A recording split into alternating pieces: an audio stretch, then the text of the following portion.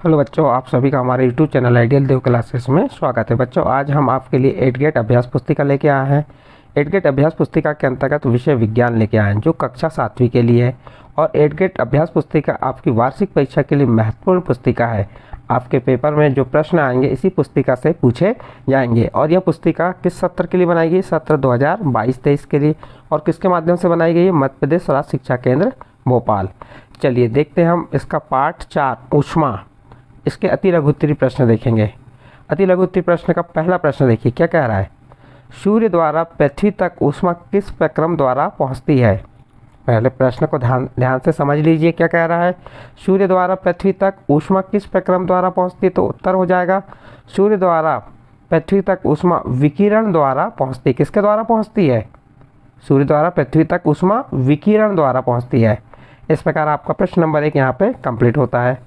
प्रश्न नंबर 2 देखिए, निम्न में से ठंडी व गर्म वस्तुओं को सूचीबद्ध कीजिए। यहाँ पे जो दी गई हैं कुछ वस्तुएं, इनको हमको सूचीबद्ध करना है, लेकिन कैसी? ठंडी वस्तु अलग करना है और गर्म वस्तु, जैसे आइसक्रीम, फलों का रस, चाय के प्याले में रखी चम्मच, तलने के लिए उपयुक्त किसी बर्तन की हत्ती। तो देखिए ठंडी वस्तुएं कौन कौन सी हो गई? आइसक्रीम, फलों का रस, तलने के लिए उपयुक्त किसी बर्तन की हत्ती, ये क्या हो गई? ठंडी वस्तु होगी। और गर्म में क्या आ जाएगी? चाय के प्याले में रखी चम्मच। तो ये आपको हमने ठंडी वस्तुएं और गर्म वस्तु यहाँ से छाट के सूचीबद्ध करके बता दी है। नेक्स्ट अगला प्रश्न देखते हैं। डॉक्टरी थर्मामीटर का परिसर लिखिए। अ नंबर सेल्सियस स्केल में और फ़ारेनहाइट स्केल में।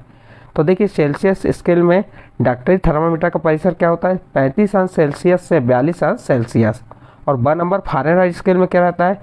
94 अंश फ़ारेनहाइट से 108 अंश फ़ारेनहाइट। ठीक है, इस प्रकार से हमने फ़ारेनहाइट स्केल और सेल्सियस स्केल का परिसर बता दिए। इसका नेक्स्ट अगला प्रश्न देखते हैं। किन्हीं दो ऊष्मा चालक और ऊष्मारोधी पदार्थों के नाम लिखिए।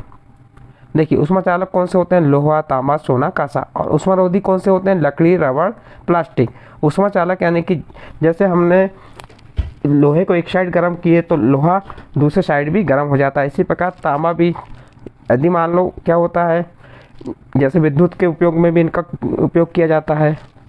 नेक्स्ट अगला प्रश्न देखते हैं, प्रश्न नंबर 5। क्या कह रहा है? लघु उत्तरीय प्रश्न। प्रश्न नंबर 5 है, गर्मियों में सफ़ेद रंग या हल्के रंग के व सर्दियों में गहरे रंग के वस्त्र पहनना हमें सुखद क्यों लगता है? बच्चों, इसका उत्तर आप अपनी पाठ्य पुस्तक विज्ञान में पृष्ठ क्रमांक 45 विषय वस्तु 4.5 में खोज के देख सकते हैं। देखिए हमने इसका उत्तर क्या बताया है। गर्मियों में सफ़ेद रंग या हल्के रंग के कपड़े ऊष्मीय विकिरणों के अधिकांश भाग को परावर्तित कर देते हैं और हमें आरामदायक लगते हैं, जबकि सर्दियों में गहरे रंग के वस्त्र अधिक ऊष्मा का अवशोषण करके हमें गर्म रखते हैं, अतः हम इन्हें पहनना पसंद करते हैं। देखिए गर्मियों में क्या होता है? गर्मियों में सफ़ेद रंग या हल्के रंग के कपड़े ऊष्मीय विकिरण, जो ऊष्मा की विकिरण है, ऊष्मीय विकिरण के अधिकांश भाग को क्या कर देते हैं? परावर्तित कर देते हैं और हमें आरामदायक लगते हैं। जबकि सर्दियों में गहरे रंग, जैसे गहरे रंग डार्क जो होते हैं, के वस्त्र अधिक ऊष्मा का अवशोषण करते हैं। सर्दियों में क्या कहते हैं? गहरे रंग के वस्त्र अधिक ऊष्मा का अवशोषण करते हैं, हमें गर्म रखते हैं, अतः हम इन्हें पहनना पसंद करते हैं और हमें पहनना सुखद लगता है। नेक्स्ट अगला प्रश्न देखिए, प्रश्न नंबर 6। प्रयोगशाला तापमापी और डॉक्टरी थर्मामीटर के बीच समानताएं व अंतर लिखिए। देखिए पहले हम दोनों के बीच की समानताएं बता दे रहे हैं।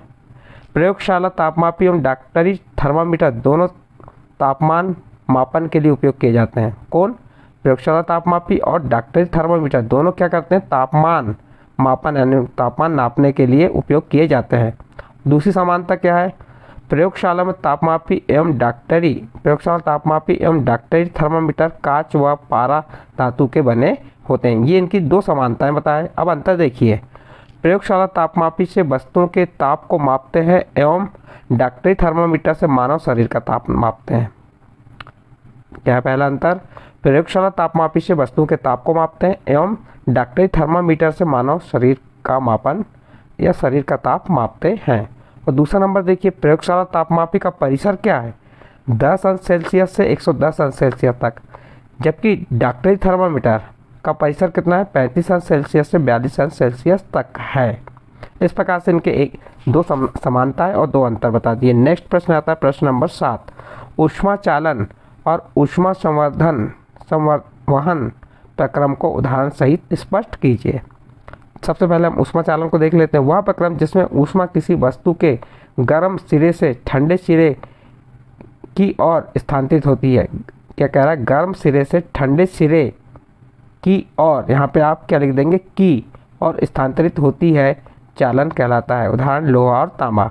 और ऊष्मा संवहन क्या है? वह प्रक्रम जिसमें द्रव एवं गैस से ऊष्मा का स्थानांतरण होता है, संवहन कहलाता है। उदाहरण के समुद्र समीर, और समुद्र समीर को हम क्या कह सकते हैं? जल समीर व थल समीर।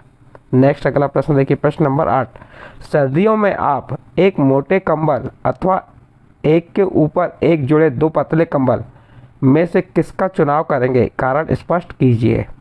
बच्चों, इस प्रश्न का उत्तर आप पाठ्य पुस्तक के पृष्ठ क्रमांक 46 में देख सकते हैं। हमने यहाँ इसका उत्तर क्या बताया? देखिए, सर्दियों में हम एक के ऊपर एक जुड़े दो पतले कंबल चुनना पसंद करेंगे, क्योंकि इन दोनों कंबलों के बीच वायु एक ऊष्मारोधी स्तर बनाती है और हमें अधिक गर्म रखती है। यहाँ पे थोड़ा सा आप सुधार कर लेंगे बेटा, ये हमने यहाँ पे कर्म आ गया है, इसको क्या पढ़ेंगे आप? गर्म। यहाँ क्या लिख लेंगे? गर्म। थोड़ा ध्यान रखेंगे, थोड़ा सी गलती हो चुकी है हमसे, मिसिंग है यहाँ पे, तो इसको क्या लिख देंगे आप? गर्म। तो फिर से देखिए, सर्दियों में हम एक के ऊपर एक जुड़े दो पतले कंबल चुनना पसंद करेंगे, क्योंकि इन दोनों कंबलों के बीच वायु एक ऊष्मारोधी स्तर बनाती है और हमें अधिक गर्म रखती है। इस प्रकार से प्रश्न नंबर 8 का उत्तर यहाँ कंप्लीट हुआ। फिर से पुनः आपको बता देते हैं, यहाँ पे कर्म लिखा है, इसे क्या लिख देंगे? गर्म रखती है, तो गर्म हो जाएगा यहाँ पे। नेक्स्ट अगला प्रश्न नंबर 9, क्या कह रहा है? दीर्घ उत्तरी प्रश्न है, डॉक्टरी थर्मामीटर का चित्र बनाइए। क्या कह रहा है? डॉक्टरी थर्मामीटर का चित्र बनाइए। डॉक्टरी थर्मामीटर को उपयोग करने के लिए आवश्यक सावधानियाँ क्या है? तो आप इस प्रकार से डॉक्टरी थर्मामीटर का चित्र बना सकते हैं, पारे का रहता है। और इसका डॉक्टरी थर्मामीटर का उपयोग करने के लिए आवश्यक सावधानियाँ कौन कौन सी होनी चाहिए आपको बता दी। पहली सावधानी देखिए, थर्मामीटर का हम जब उपयोग कर रहे हैं तो उपयोग से पहले और उपयोग के पश्चात यानी उपयोग के बाद धोना चाहिए। फिर दूसरा, थर्मामीटर को पढ़ते समय पारे का तल दृष्टि रेखा की सीध में होना चाहिए। तीसरा देखिए, थर्मामीटर का उपयोग करते समय इसे बल्ब से नहीं पकड़ना चाहिए। और इसका चौथा नंबर क्या है? चौथी सावधानी क्या है? थर्मामीटर का उपयोग से पहले पारे का तल 35° से नीचे हो। जब हम थर्मामीटर का उपयोग करेंगे तो उसके पारे का तल कितना? सबसे पहले पारे का तल कितना होगा? 35° से नीचे हो। इस प्रकार से सावधानियां कंप्लीट हुई। इसके बाद नेक्स्ट और अंतिम प्रश्न है, जल समीर तथा थल समीर का चित्र बनाकर व्याख्या कीजिए।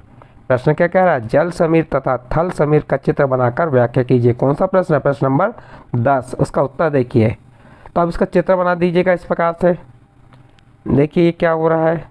गर्म से ठंडे की ओर, ठंडे से गर्म की ओर। तो ये इसका चित्र हो गया। ये हो गया समुद्र समीर यानी जल समीर का चित्र हो गया, और ये थल समीर का। चलिए इसमें जल समीर क्या है सबसे पहले समझ लेते हैं। दिन के समय पृथ्वी की गर्म वायु ऊपर उठती है तथा जल की ठंडी वायु पृथ्वी की ओर आती है, जिसे जल समीर या समुद्र समीर कहा जाता है। इसके बाद थल समीर क्या है? रात के समय पृथ्वी की ओर से ठंडी वायु समुद्र की ओर आती है और समुद्र की गर्म वायु ऊपर उठकर धरती की ओर जाती है, इसे थल समीर कहते हैं। तो इस प्रकार से आपको जल समीर और थल समीर बताए। फिर से पूरा जल समीर क्या है? दिन के समय पृथ्वी की गर्म वायु ऊपर उठती है तथा जल की ठंडी वायु पृथ्वी की ओर आती है, जिसे जल समीर या समुद्र समीर कहा जाता है। इसी प्रकार ये थल समीर की परिभाषा बता दी है। इस प्रकार से यहाँ पे आपके इस अध्याय के 10 प्रश्न कंप्लीट हुए। यदि ये अध्याय, कौन सा अध्याय है आपका? अध्याय 4 ऊष्मा आपके समझ आया हो तो आप हमारे चैनल आइडियल देव क्लासेस सब्सक्राइब कीजिए, लाइक कीजिए एवं अन्य ग्रुप में शेयर जरूर कीजिए।